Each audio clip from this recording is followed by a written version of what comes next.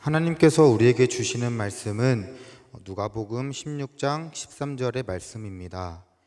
제가 보는 성경으로 신약 123쪽입니다.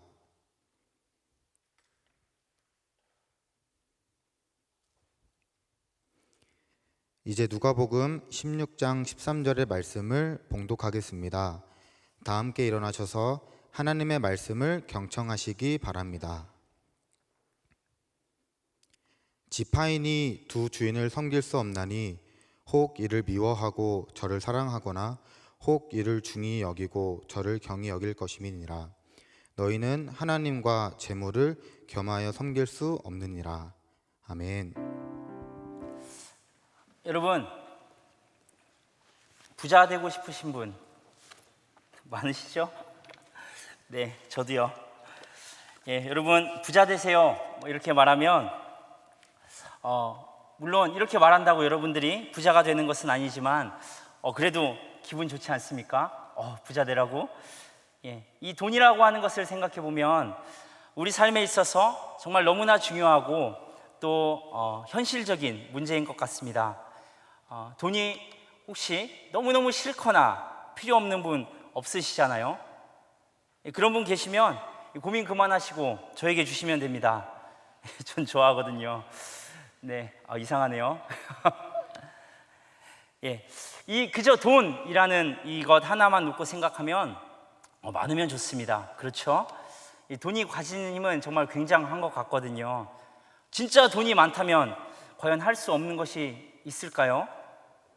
있죠. 그렇지만 정말 많으면 할 수 없는 것을 찾는 게 빠를 것 같습니다. 그래서 한때 우스갯소리로 이런 말들도 있었던 것 같습니다. 이 돈으로 할 수 없는 것이 있다면 그건 돈이 부족한 것이다. 들어보셨어요? 또 이런 말도 있더라고요. 돈으로 행복을 살 수는 없지만 걸어가면서 눈물을 흘리는 것보다는 벤츠를 타고 눈물을 흘리는 것이 더 낫다. 공감되세요?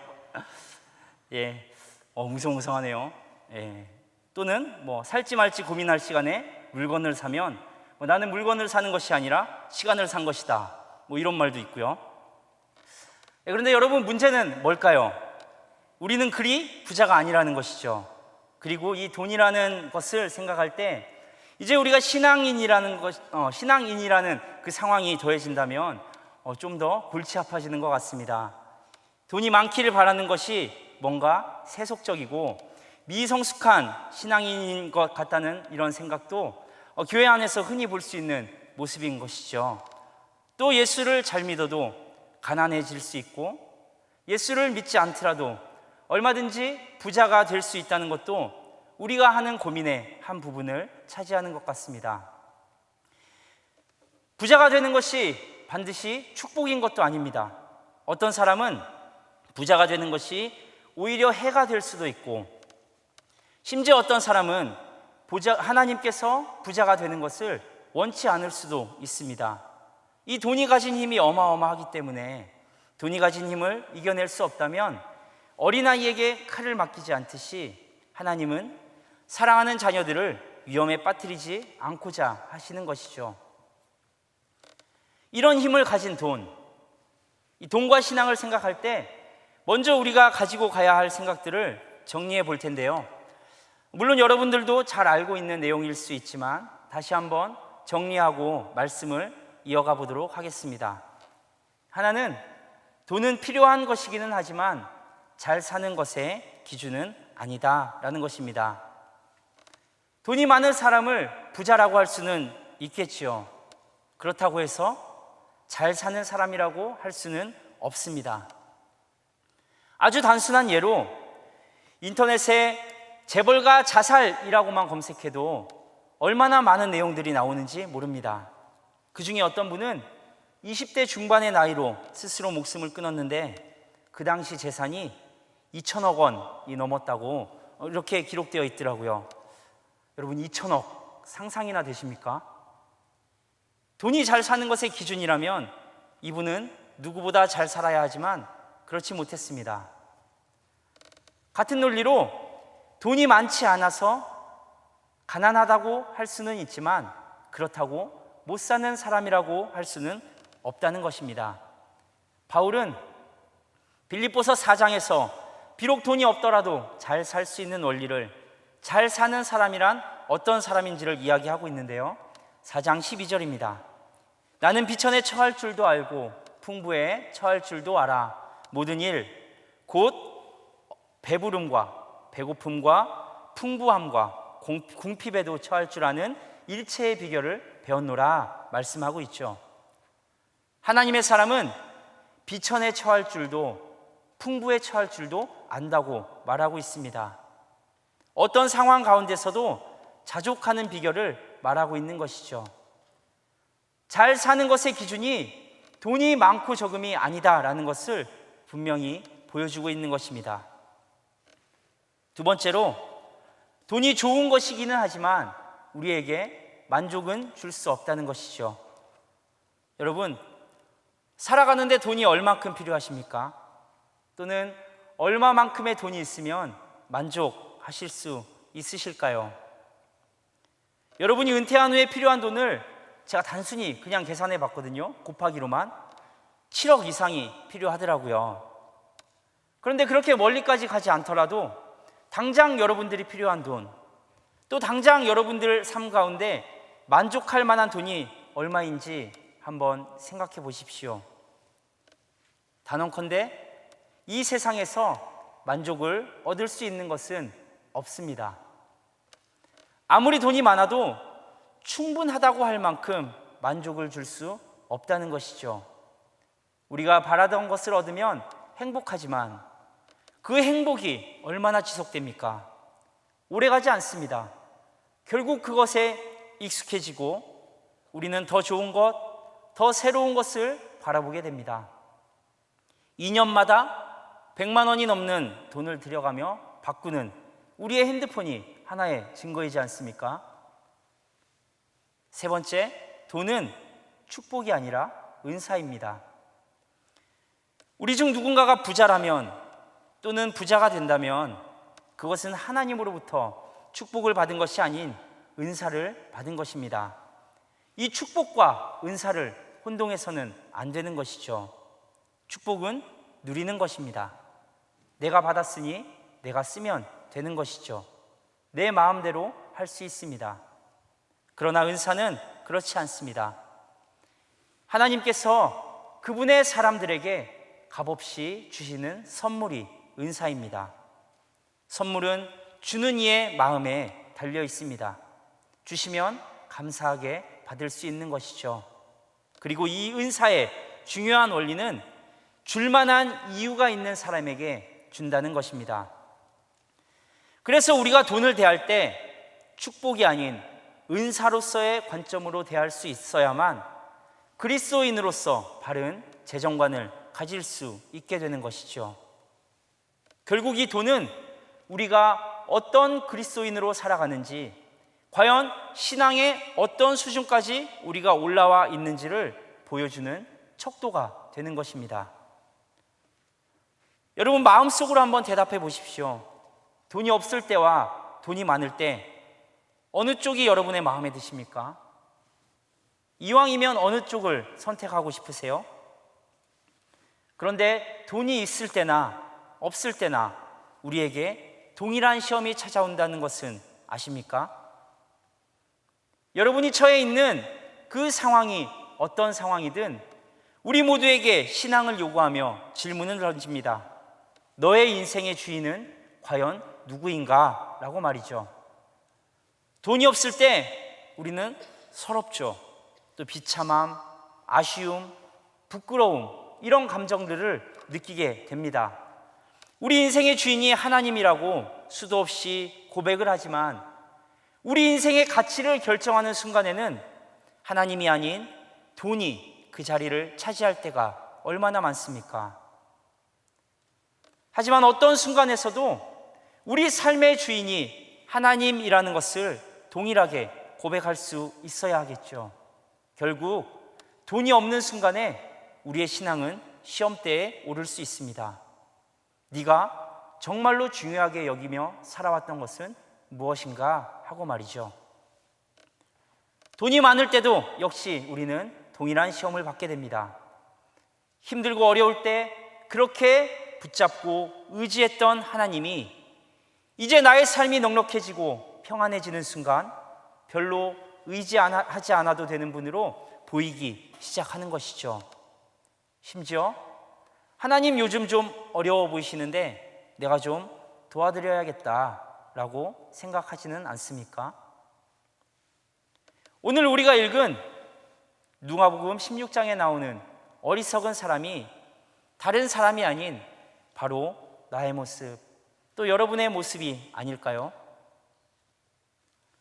그러하기에 돈은 본질적으로는 악한 것이 아니지만 본질적으로 위험한 것이다 라는 것을 우리는 잊지 말아야 하겠습니다. 결국 돈이라는 것은 많고 적음이나 사용하거나 즐기는 단순한 문제가 아니라 우리 삶 가운데 하나님을 주인으로 섬기며 살고 있는지 그렇지 않은지를 가르는 문제가 되는 것입니다. 다시 말해 돈은 영적인 문제로 접근해야 한다는 것입니다. 그래야 우리가 바른 재정관을 가질 수 있습니다. 디모데전서 6장 10절은 말합니다. 돈을 사랑함이 일만하게 뿌리가 되나니 이것을 탐내는 자들은 미혹을 받아 믿음에서 떠나 많은 근심으로 자기를 찔렀도다. 이 디모데전서의 말씀은 명확하게 정의하고 있습니다. 돈이 나쁜 것이 아니다. 그러나 돈을 사랑하는 것은 일만 악의 뿌리가 된다고 말입니다. 이 말씀과 오늘 우리가 읽은 본문인 누가복음 16장의 말씀을 함께 생각해 본다면 이 돈이 가진 위험성을 우리는 읽어낼 수 있습니다. 어떤 위험일까요? 갈라디아서 5장 17절입니다. 육체의 소욕은 성령을 거스르고 성령은 육체를 거스르나니 이 둘이 서로 대적하므로 너희가 원하는 것을 하지 못하게 하려 함이니라.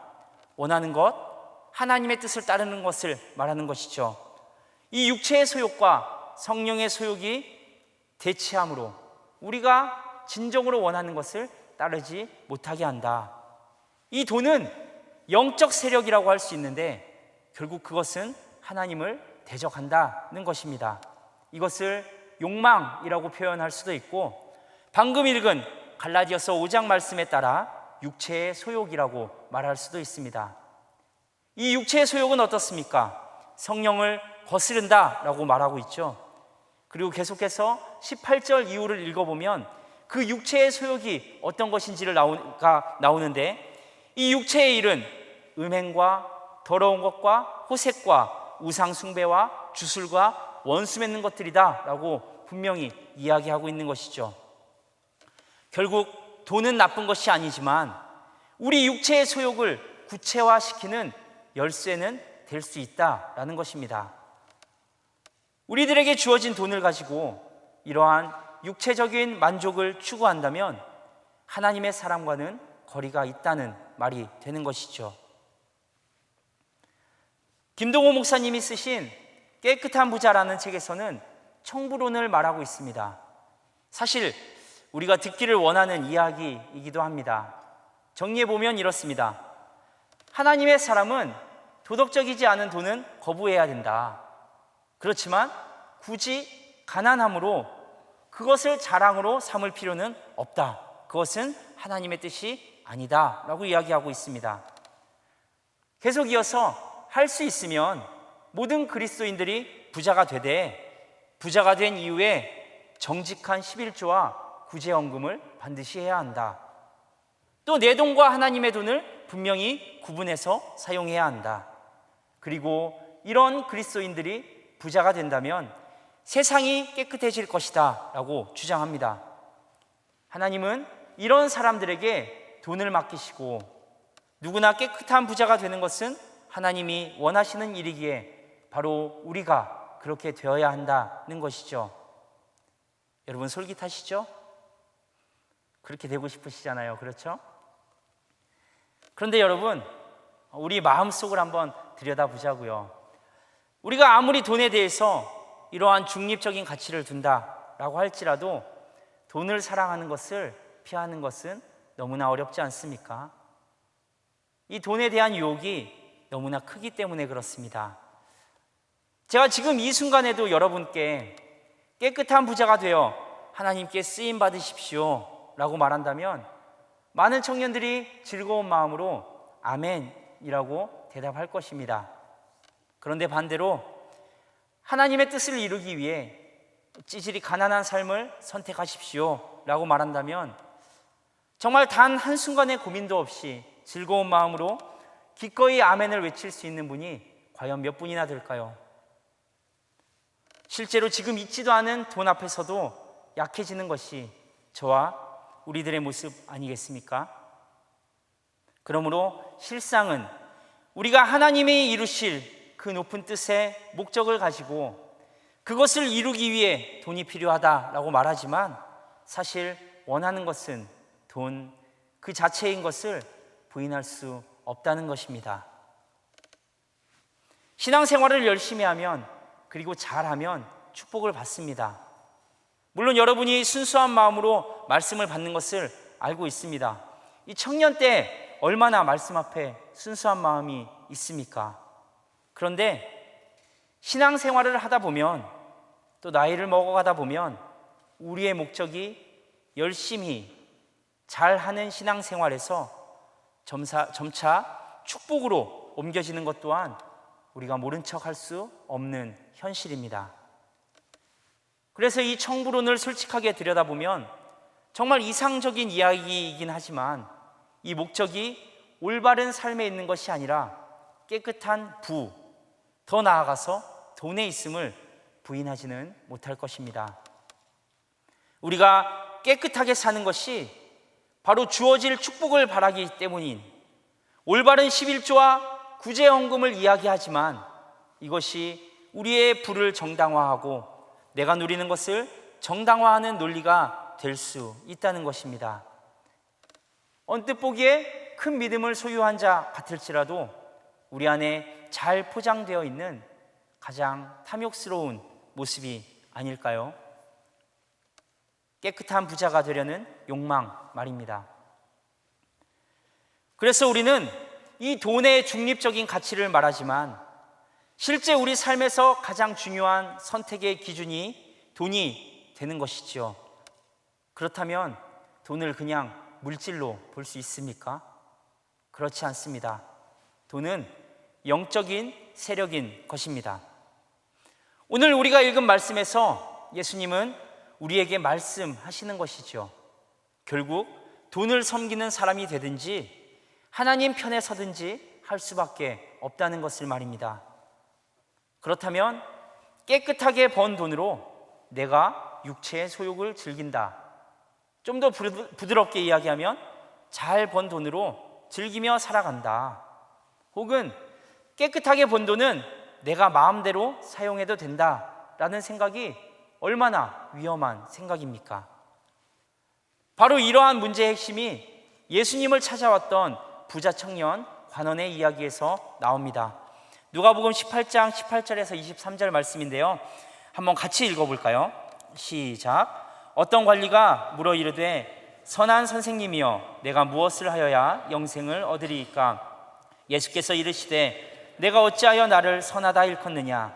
하나님 한 분 외에는 선한 이가 없느니라. 내가 계명을 안 하니 간음하지 말라, 살인하지 말라, 도둑질하지 말라, 거짓 증언하지 말라, 내 부모를 공경하라 하였느니라. 여짜오되 이것은 내가 어려서부터 다 지켰나이다. 예수께서 이 말을 들으시고 이르시되 내게 아직도 한 가지 부족한 것이 있으니 내게 있는 것을 다 팔아 가난한 자들에게 나눠주라. 그리하면 하늘에서 내게 보화가 있으리라.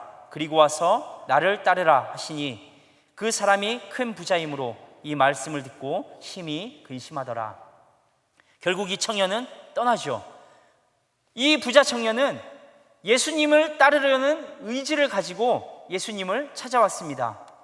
그런데 예수님은 그 청년의 마음속에 가장 큰 관심과 생애의 목표가 무엇인지 보셨습니다. 예수님은 이 청년에게 말씀하시죠. 너의 재산을 다 팔아서 가난한 사람에게 나눠주고 나를 따르라. 다시 말해 이 말씀은 너의 삶의 주인이 누구인지를 분명히 하라는 것입니다. 사실 이 청년이야말로 청부론에 서 있는 사람 아니겠습니까? 부자이지만 남을 구제하는 사람이었고, 하나님의 율법을 잘 지키는 사람이었고, 살인과 간음의 죄를 짓지 않는 사람이었고, 부모를 공경하는 사람이었습니다. 누구도 이 청년이 부를 누리는 데 있어서 무엇이라 말할 사람이 없습니다. 이렇게 깨끗하고 모범적으로 사는 것 같았던 이 청년 역시 하나님 편에 서기 위해 물질을 포기하지 못했습니다.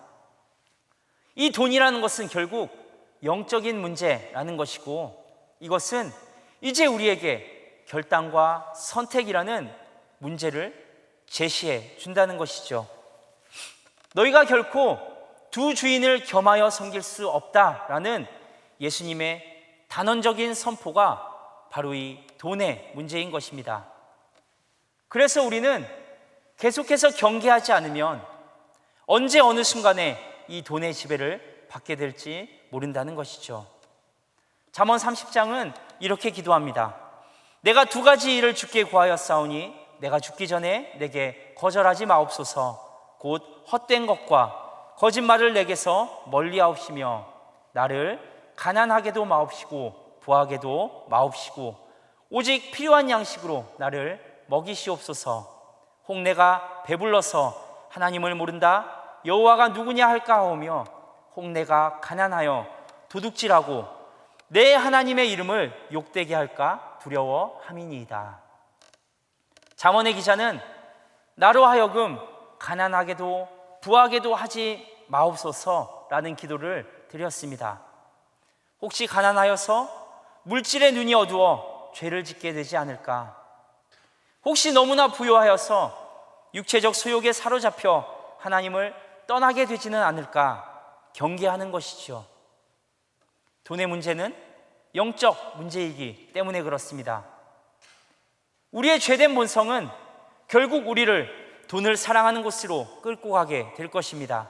그러나 우리는 부자가 되도록 부르심을 받은 것이 아니라 거룩함으로 부르심 받은 것을 잊어서는 안 되는 것이죠. 우리 삶의 주인이 하나님이시기에 우리 삶의 모든 것, 물론 우리의 돈까지도 주관하시는 분은 오직 하나님이심을 고백하는 사람을 청지기라고 합니다. 그렇다면 여러분은 과연 이 고백을 드릴 수 있으신가요? 욕망을 채우며 살기를 원하십니까? 하나님의 뜻과 사명을 따라 살기를 원하십니까? 이런 무엇을 원하는가라는 질문에 우리는 쉽게 답할 수 있습니다. 당연히 하나님의 뜻과 사명을 따라 살기 원하죠. 그러나 이 무언가를 원한다라는 것을 어떻게 살아가고 있는가로 바꾸어 되묻는다면 우리의 대답은 결코 쉽지만은 않을 것입니다.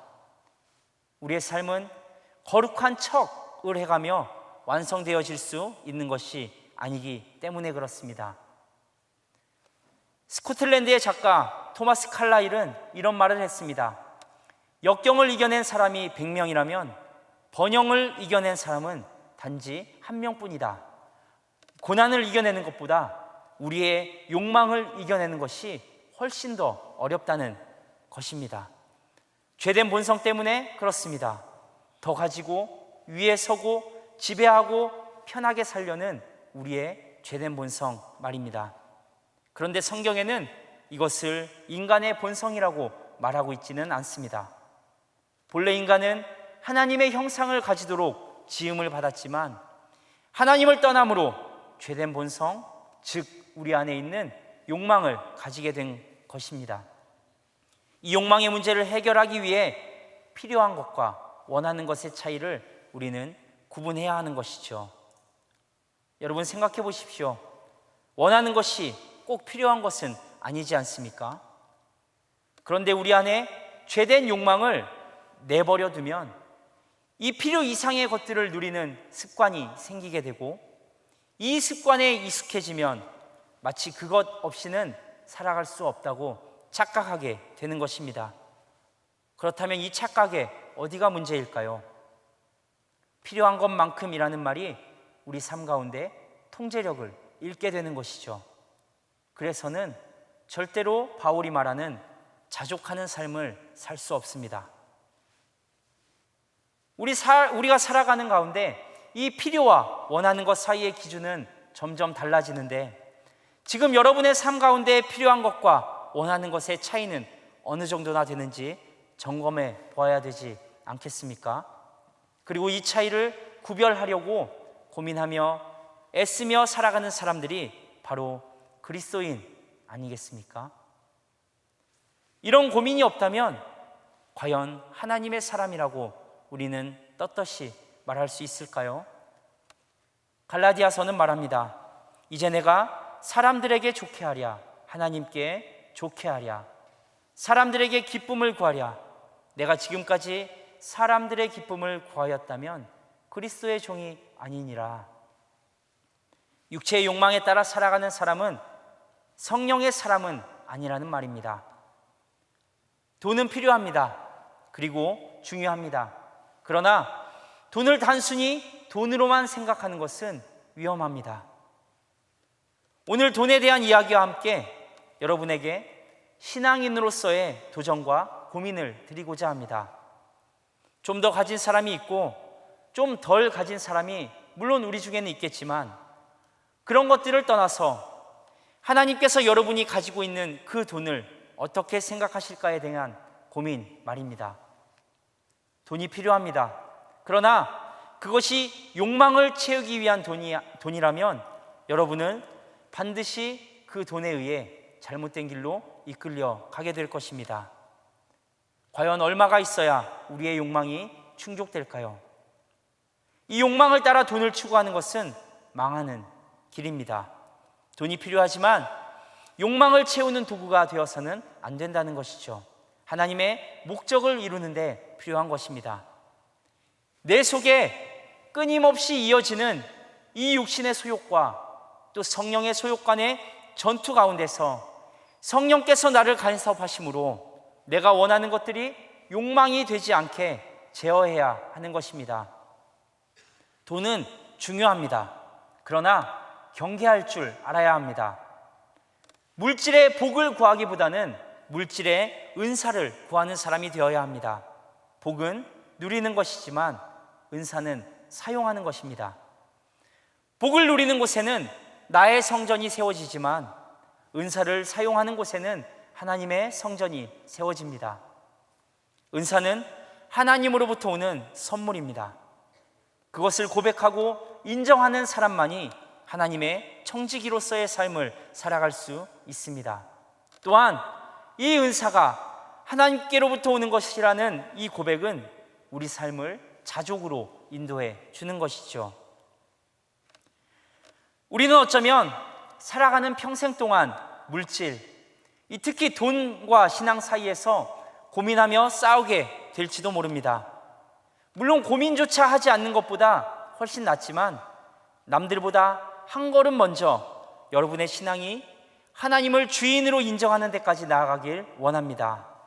우리가 기도하며 바라는 것이 육신의 소욕이 아닌, 그 헛된 것이 아닌 하나님의 기쁨임을 고백하며 주저함 없이 그곳을 선택할 수 있는 여러분들 되기를 또한 바랍니다. 기도하겠습니다. 거룩하신 하나님, 우리의 삶이 하나님이 원하시는 곳에 항상 서 있기 원합니다. 끊임없이 우리를 유혹하고 넘어뜨리려 하는 육신의 소욕과 싸워 이길 힘을 더하여 주옵소서. 자족함으로 하나님 앞에서 완성되어가는 우리의 삶 되게 인도하여 주옵소서. 예수 그리스도의 이름으로 기도드리옵나이다. 아멘.